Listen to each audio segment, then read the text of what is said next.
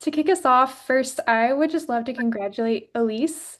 This is such a wonderful, exciting day. I like to say that while this is a little bit of a finish line, it's just the beginning for her book. It's just the beginning of people reading and people growing and people really being touched by her words. And she has created something very, very beautiful. And we are very grateful. So my name is Madison, and I work with Calapress Publishing. We are the publisher who has just had the wonderful, wonderful fortune and blessing of working with Elise to bring this book to life. And we are just absolutely grateful for that opportunity. And um, yeah, just truly could not have asked for a better author, a better book. It's so beautiful. So I will give Elise the floor just to share any words that are on her heart before we kind of jump into our next portion of the meeting, which will be a live reading, which is really exciting. Well, thank you so much, Madison, for the kind introduction. I just want to start off with thanks for your sacrifice of time and energy and love. Something that I've learned through the process of writing and publishing this book is that creating a manuscript and sending it out into the world is a deeply communal endeavor. And a whole community is needed. So I'm so grateful for each one of you. Without your help, this book would not be, could not have happened without you. And then my other point that I wanted to mention is just that my prayer for you and for anyone who reads the book is not that you would see me and my story. If that's it, it's a dead end, it's empty. But my prayer is that you would see through this event and through the book, the love of God in a deeper and fresher way. So I feel like God has given me a verse, Psalm 119:64. The steadfast love of the Lord fills the earth. And that's something that I hope that you see through the book, even in the annoyances and the sleepless nights and waiting and other challenges that you see more of his love. That's so beautiful. I can't wait to read or to hear your book read in your voice. I've never had the privilege of that. So when you're ready, you can lead us into the live reading. Okay, so I have something pulled up on my computer because I wanted to just have a small portion to read. So I'm going to read from the chapter on annoyances from which the title is taken. And just a quick context, this was written when I was pregnant and teaching during the COVID 2020 pandemic. So I'll just go ahead and read. Over plastic bowls of quick noodles, my friend and I discussed children. She never wanted to be a mother. Her small son won't stop talking, and her even smaller daughter whips out sass like a switchblade. If I could just have the house to myself, my friend sighs, just a few hours to chill at the kitchen table in my underwear. I nod. I too covet my quiet. It seems in my small circles that children are often viewed as annoyances, cries that cut through sleep, bottomless drains on cash and crackers, the beginning of the end of marital intimacy, those little bodies wriggling between mom and dad in the bed, dreams of paying off the house in 5 years, of traveling to anywhere on a whim, of becoming that elusive true self, gone. Children like flies hovering over the roast, table set like a Dutch still life. My theology of children is nascent but firm on a few points. Children are a divine gift, created in the image of God, their presence a reward. As children multiply, so do blessings. Children are not annoyances to be smacked with a fly swatter or a dismissive hand, but I know I will find aspects of childbearing irksome, irritating, annoying. Now is the time to develop a theology of annoyances. Quotidian life provides plenty of practice. For teachers like myself trapped in COVID-induced virtual learning, annoyances abound. My Zoom screen freezes in the middle of the period, and I have to restart my computer, plunge our illusory classroom into darkness. Students can't open files, lose all their careful edits, can't find the video I posted, disappear from class in a gust of faulty internet. Flies settle on my skin, and I shiver like a mare in a summer field. I read that flies nourish swallows and kingbirds, frogs and turtles, chickens and wasps. Flies do the labor no one else wants to do. They clean up carcasses and manure, transforming rot into nourishment for the earth, for green, growing things, and eventually for my dinner plate. They pollinate flowers the bees have snubbed, the nectarless ones, the drab ones dressed in dull tones, the ones that stink. Those unsightly hairs on blowflies allow them to carry more pollen than honeybees. Without the midges to pollinate the cocoa tree, I wouldn't be able to savor my tiny squares of bitter chocolate. One thing I learned from the 90s sitcom Seinfeld is that much of this pendular, ponderous life hinges on the small things, great spiritual dramas of the human soul, sword fights with anger and selfishness, crucial choices to overlook an offense or amplify it, unfold in the realm of seeming minutia, the low talkers in trouble ordering soup, the children refusing to swallow the peas and the spouse refusing to use the hamper, the drafty Zoom calls and the broken zipper and the kale in the teeth. Perhaps annoyances are as much what they are in themselves as my perspective toward them, flies as a process of transformation, and I need that. Of course, not all annoyances have discernible, neatly drawn blessings or fill in the blank lessons I can summarize with a few words and a smile. Either I'm too blind to see the good in my car battery dying for the third time in 3 days, or annoying can be just plain annoying. Bob Dylan singing Everything is Broken somehow unconstricts my heart a few notches. The preacher's hum that all is vanity unclenches a kind of hope. Perhaps because these words are true and truth liberates. Yes, the battery's broken, as everything else seems to be. None of the dropped Zoom calls and vanished Google Docs should be a surprise. I think my life might be much less stressful if I lived with this kind of expectation. Perhaps instead of being easily miffed, I should be easily amazed, grateful that anything right happens at all. This, the gift of good, in a world abuzz with evil, is the true anomaly. These are some of those clean new mercies weeping Jeremiah sings of. The dust on the shelf and the ink on the cuff, the missing charger and the dead bulb, all remind me earth is no kind of heaven. Funny how flies often settle on the reeking and rotting. In one of his letters, poet and theologian Francois Fenelon writes that if we were really dead to certain sins, we wouldn't feel pain when they were cut off. The more acutely we feel, the more certainly we know that the correction was necessary, he writes. Perhaps those same places that make me shudder with fly itch are the same parts of myself that need to die. Like teachers' fingers, the flies are tapping on the places that need restoration. Maybe in this way they are a kind of hairy illumination, a grace. God knows what we need, and we need these flies, needed the interrupting phone call and the grumpy internet and the airplane's middle seat and the burnt coffee and the way he chews with his mouth askew these signs of thrumming life. Flies, bulbous eyes and all, undertaking the labor of sanctification no one else wants to handle. One of the oddities of being pregnant is that people enjoy touching your burgeoning belly. These foreign hands on my body and my baby bother me. I shoo them away.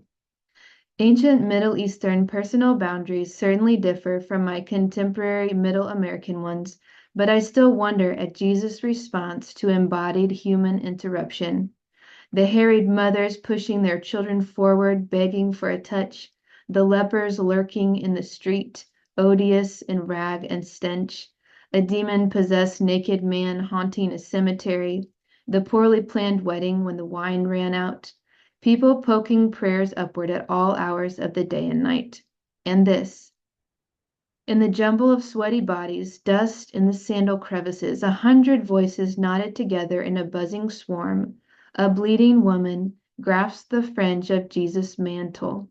How simple to ignore the tug on the hem, to shrug off that annoying, subtle slowing, but the one who holds all things pauses, so sensitive, so gentle. Jesus has felt her deeply. A departing rush of power flows toward the grip of the fraught fingers. He calls her daughter. It seems that we humans who bleed and break are far from annoying interruptions, but the very substance of Jesus' life and the call of my own. So I'll close there. It's so beautiful, and it was very fitting because in Praise of Houseflies, I just love how that tied into your title, and you were so intentional as well in the book design and the cover of making sure the fly made it on there. And yeah, it's all so thoughtful. I think that's what strikes me the most, especially hearing it in your beautiful voice. Yeah, I cannot wait to dive into some questions. I have some questions for you because you just have so much wisdom and richness to offer. So I know you kind of talked about in 2020 you were starting this outline of just, what are these things that happen? What are these annoyances that we can actually offer praise for? Obviously, February 2020, that is kind of the before time, and then there's the after time. So there was so much unknown that you were stepping into. But did you know when you were starting that list on your phone that this was going to become a book, or did that revelation come later? So when I had the epiphany of this brainstorming list of things that were annoying and titling the list in praise of, I did feel excited that this could be a book. It was exciting to think, oh, I finally feel like I have an idea for a book. And so yeah. I love that. Yeah, because I know I've heard so many authors just have so many different stories. Like they never know if that seed of an idea is going to grow into something. Yeah, so I love to hear that it was immediately just something you were excited about for a book. And I know that this has also been a seed that's been planted in your life from very early on. I'd love just to hear about that.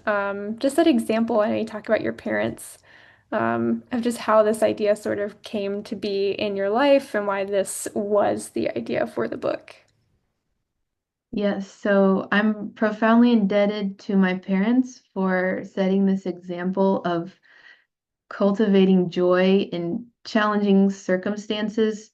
I talk about in the introduction how my mom gets excited about things that most people would be grumpy about, like snow, or rainy days, or when the power goes out.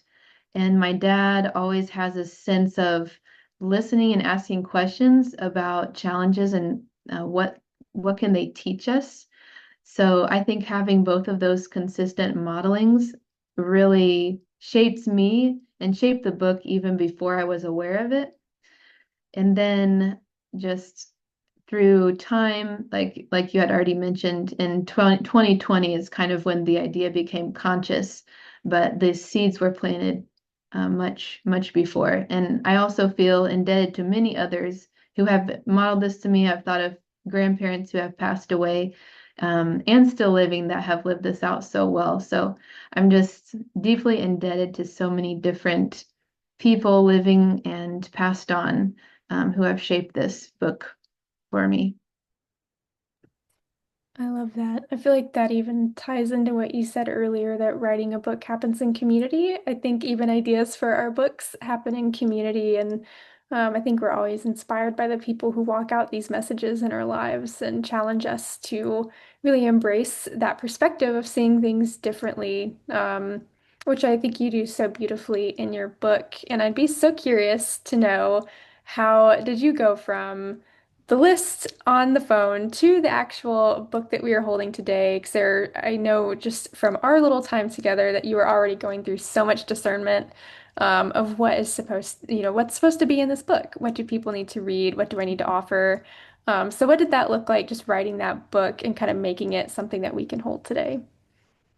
Yeah, so I looked at the brainstormed list, anything from house fires to lipstick on teeth, and I was like, what are the most important topics, or which ones do I feel most drawn to that would carry and hold the most meaning? So I think God led me to the top. I think there are 14 chapters, so 14 challenges.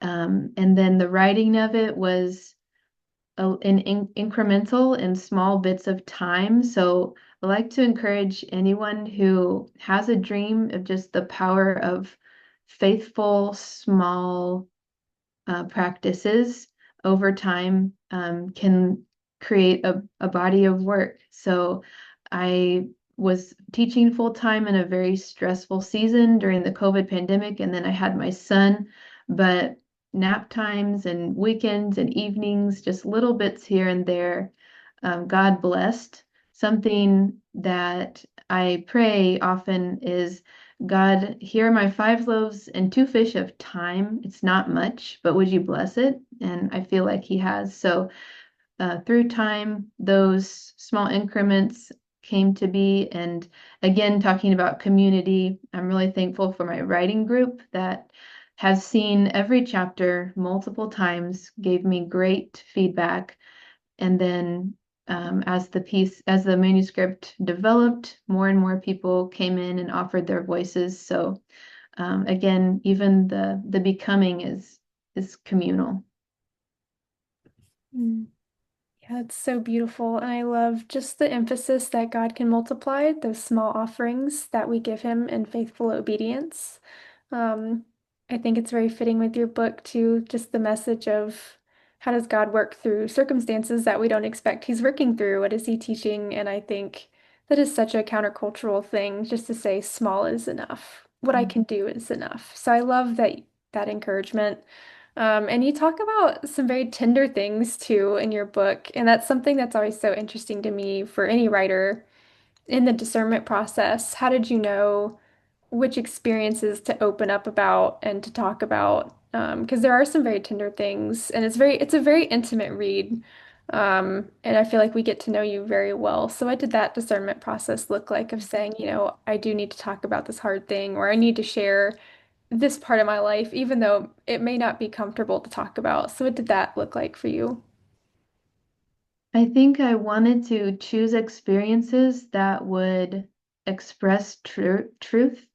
So coming across these ideas that I wanted to communicate, I thought about what experiences in my life could, in a concrete way, bring the abstract, could incarnate the abstract for the reader. And Jesus tells so much truth in parables. So I was trying to think of stories that could make the truths come to life. Um, I think some of it was challenging to be vulnerable, but I felt deeply that I was led to do these things. So I think feeling that deep sense that it was meant to be this way gave me the courage to do it. Those are such good words. Yeah, when God invites you to talk about the hard things, I think that's definitely just a pathway to listen for that whisper, because I think there are so many messages today where people will say, "We need your hard story," but it's like, yes, but let God lead you to write about your hard story. And it's clear from your book, just the power of that when you listen to Him and then you talk about those things at the right time. Because it's just so touching and so vulnerable. And I think in particular, it's the chapter on humiliation for me that just strikes such a chord. And so, yeah, I just have to applaud you and celebrate you and just honor the ways that you opened up because it does just lead to a lot of those, like someone else goes through this too. Yeah, just so powerful. Obviously, from reading your book, you have been developing, I'm sure, this lens of seeing all these circumstances as an avenue of God's grace. Um, for someone like me who struggles to do that, how did you develop that lens and learn to gain that perspective in these situations, and just to find those hidden graces tucked in the everyday experiences? Well, I will say I'm not, I have not mastered this by any means, by any stretch. And I think I refer to these chapters in some ways as exercises, as practices in practicing a new vision. So I will say first off that I I'm writing this from a learner's perspective and from the perspective of one who is still has far to go.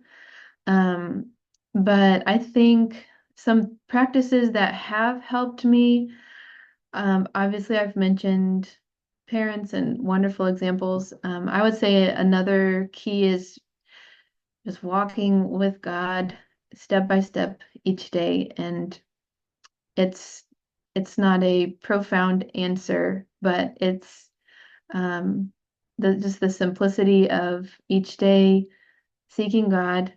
And then through that, something that I have learned a lot is prayer and kind of cultivating a sense of prayer throughout the day. So I used to think that prayer was when I was on my knees in my room and asking God for things. And I've been learning through many different wise people how prayer can be so much more, and how praying without ceasing can be a posture of listening and an attunement to God's presence throughout the day that's not just in one short segment of time. But I think learning to cultivate that sense of like God is here right now. He's here right now. If I will acknowledge him, he's here. And his gifts are here right now. Even though it's hard, they're here. Um, I think that's helped. And it's a practice. So I think the more that we do it, the easier it becomes. Um, and just other little things like if I start to feel myself spiraling into despair, thinking about listing gratitude or to things I'm grateful for. And then just the practice of a daily examine at the end of the day is, how did I see God today? How did I see him working? Where did I see the gifts? So just small things of cultivating a posture of listening to God, and an awareness of his desire to be intimate with us at every moment of the day. Um, Again, I'm a learner, but these are some things that have are helping me on the journey of growing.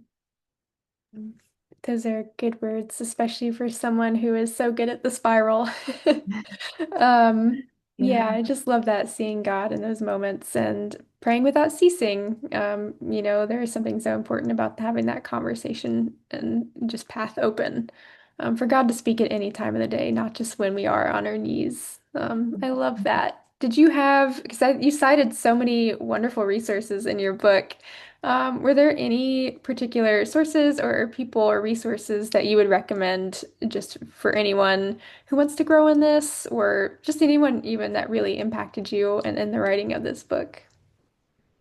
I think a big one is Henry Nouwen, Life of the Beloved. uh, Helped me to realize my essential belovedness in God's eyes, that as my essential identity is as someone who is profoundly loved. And then also, this is a compilation of his works on prayer. It's called Oh, The Only Necessary Thing. And that also helped me to learn about prayer as something broader, that can affect and touch every day. Also, practicing the presence of God by Brother Lawrence was a huge one for me. A monk, a Parisian monk, a lowly kitchen worker, who would practice God's presence, um, preparing food for the other monks. And then the game with minutes by Frank Lobach. Um, it's the subtitle is something about he's a modern mystic, but he's a missionary who would also just practice God's presence in a unique way. So I would say those three have really influenced me in that. We'll definitely have to go look at all of those because, yeah, you just cited so many things. There were so many great quotes in your book. Just like, oh my goodness, this is so amazing. I just need to steal all of her books, all of her library. I just need to know everything.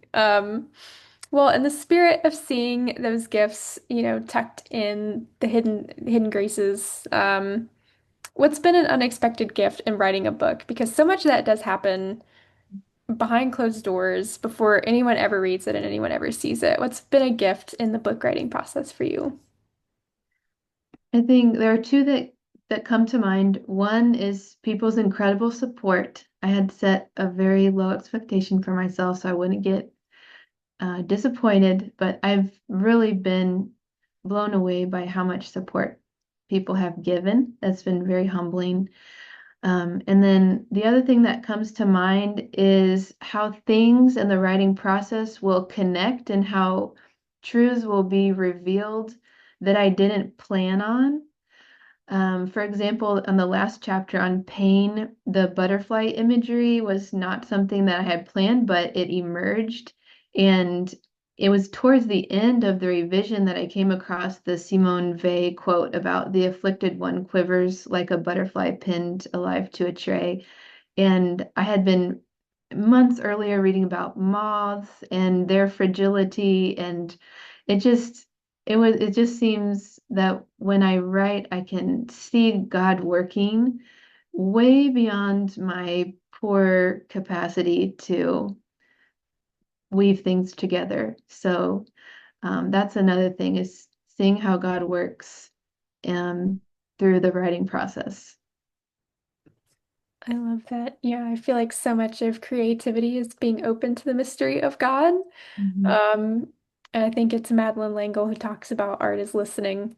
And Mm. you do your best work when you get out of the way and you just let God write through you. Because, yeah, there are just so many beautiful things that emerge from writing. And I love that we get to see that in your book. And I love the story behind that last chapter, too, because I don't think I knew that. Mm. So that is so beautiful. Well, I have one last question before I share you with everyone else, and they can ask questions and chat with you. But what is your greatest hope for anyone who reads this book? I think, and this is something that has also emerged. I didn't start with this vision. It's been something that has come later on recently. But I think the heart that God's given me is that people would see his love in a deeper way, that people would see the love of God that fills the earth and that fills even challenges and difficult things, and that they would accept the invitation to deeper intimacy with him. And just a reality that I hope people can see is that everything you hunger for and desire is already here and now. The love of God is here, present right now. We just have to receive it. So I think those are my hopes and prayers. It's so beautiful. Well, I will stop stealing you for myself and I will share you with all of your wonderful friends. But yeah, anyone, if you have any questions for Elise or if you just want to unmute and share any words with her, you are more than welcome. This is a party. I said in the very beginning, I know Zoom can feel very formal and rigid. Please feel free to unmute and chat. This is a celebration and a party, so please don't feel like you need to raise your hand or anything. Yeah, I will open it up to all of you if you have any questions or any words for Elise. Well, I'm still reading, um, and I'm having a lot of fun. I've been very excited. Um, and so it's been fun. I read a lot, and I like to read a lot of nonfiction, a lot of memoirs with purpose. And I don't mean that to sound unkind, but I'm gonna read, I think what I'll do is just read my review that I posted yesterday. Early on, the author talks about needing to be humbled, and as the book goes on, we get to witness a humbling of heart. I love an honest author who is willing to share struggles, doubts, and shortcomings for the greater good of spurring us onward toward Christ. And that's exactly what Elise does. While many thoughts are deeply personal, there's not a sense of oversharing for the sake of mindless chatter. There's a thread of deep thought and consideration woven throughout. Personal and purposeful, it's a book I'll continue to enjoy and consider. So I love getting to see parts of you that I don't know, even though we've known each other always. Um, I get to see you in a different, intimate sort of way. And it's been fun to read things and go, oh, we're the same. Like at the very beginning, when you talked about books being friends, like a week before, I was bemoaning too many books in the house. But I told my kids, but they're my friends. They keep me company. I just want to see them. So it's been fun seeing things and saying, oh, I feel that same way, or oh, I've needed to grow that same way, or oh, I wasn't alone in that. Um, and I do really admire the purposeful vulnerability, not just for the cause of, oh, I'm going to dump all this out there, but you can tell there's a desire for God to be glorified through your honesty. It's been fun. Yeah. Thank you so much for the gracious words, Ashley. Really appreciate it and your excitement through the process. Yes. It's been fun. I also admire you a lot, Elise, and just admire your courage in sharing. And even though Elise and I talk, like we've talked every week pretty much since we became friends in 2012 and prayed together. And I feel like, when you talk and pray with someone on a regular basis like that, you think that you would know everything or like that I would have like learned some of these lessons. I don't know. There were just so many things that God was speaking to me in addition to the ways he speaks to me in our friendship through the book. And I think I might have mentioned to you before, just the last two chapters, especially on sleep deprivation and pain, having two kids and kind of being in a place where we're like, will we have more or not? Is this too hard? To read those two chapters in particular have really met me, and I can't wait. My copy's still coming. I got delayed today. I'm like, no, but I can't wait to get it and just like underline and come back again and again to those sections that were really meaningful to read the first time that I know God will keep speaking to me through, and just I'll have a lot more of prayer and processing to do with Him as a result of the challenges that you've given, really, just in being like, this is the way God's challenging me and how I'm trying to live out faithfully as a result. And I feel that too. I feel like a sense of what is He gonna speak to me an ongoing basis as a result of this? And how will that impact my life in like meaningful, profound ways? And that will shape other people around me and all of the ripple effects. So I think there's like so much more beyond what you can see too. And I also have admired that part of like just wanting to abide in the Lord and let Him bear fruit through you that you've had along this journey. And so it's just really been joyful for me to watch. And I love you very much, friend. So thank you for letting me share in this time. Thank you so much, Joy. I'm so grateful to Joy, not only as a faithful encourager, but also faithfully upholding me in prayer through the whole process. And that's been so huge. So I'm so, so grateful. So, so grateful.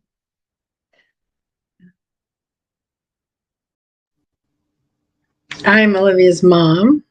I think Olivia. I do this all the time. Elisa's mom. I have four girls. um, I think you've achieved your goal. I think you have the way you've written. You do see God's love for us, His great love for us as we walk through things that are challenging, and in the midst of what is challenging, we see God right there comforting us, leading us, guiding us, sanctifying us. And I think you've done that very well. I think people are going to see that. I definitely saw it. So, bravo. Thank you, Mom. Appreciate my mom has also been just an incredible cheerleader. Both of my parents, incredible cheerleader at every step of the way. So this book wouldn't be here without my parents. So on so many levels. So I'm so thankful. Yeah, thank you. I didn't realize you were here. It's so lovely to meet you because you definitely you can see the influence in the book. So it's lovely to connect with you. Hello, thank you for planting seeds in Elise. Praise God. Praise God for that. Can you hear me? Oh, Yes.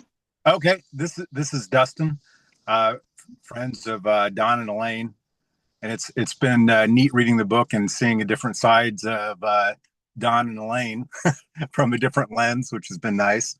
But my question is, in the book, you connect the divine and the mundane together very well, and I was wondering, do you think it's easier or harder in this modern life to notice the sacred uh, among the everyday mundane? Thank you for the question. I can't speak definitively because the present is all I've known, but I my idea would be that it is harder nowadays. I think personally I struggle with boundaries with my phone and checking texts and checking my email, and I think all of those preoccupations can really take at least me away from the things I was talking about earlier of attunement to God, listening to Him, being in a posture of expectancy and quiet for the gifts that He is giving in each moment. Um, I've read a couple of books during the launch process. One of them, Living into Focus, and the other one is oh, the I forgot the other one. Yeah, I'll try to remember the other one. But just talking about how and we've gained so much with technology, but we also need to acknowledge some of the things that we've had to give up. Um, so for me, I think it's harder in many ways. But I think it's a very human struggle to choose joy and to choose to see God in what's challenging. Um, but those are just my 2 cents. Thanks, I appreciate it.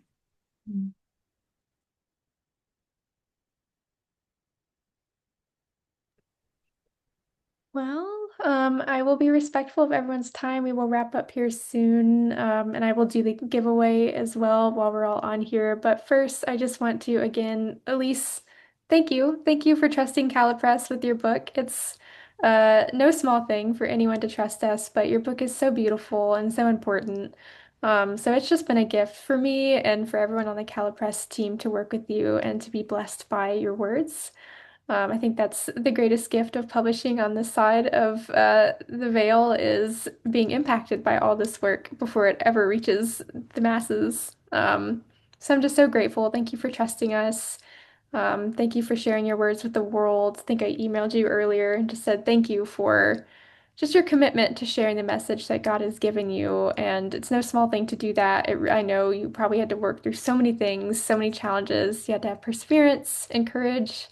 So thank you. It's just such a gift, and I cannot wait to see what impact your book has in the world. It's clear, even from this call, that it is already touching people. So I just can't wait to see what that continues to do. Well, thank you, Madison. And it's been a real joy to work with CalPress, to work with Samantha, the founder, and in particular, to work with you. It's been a great joy. So I'm very thankful for the opportunity.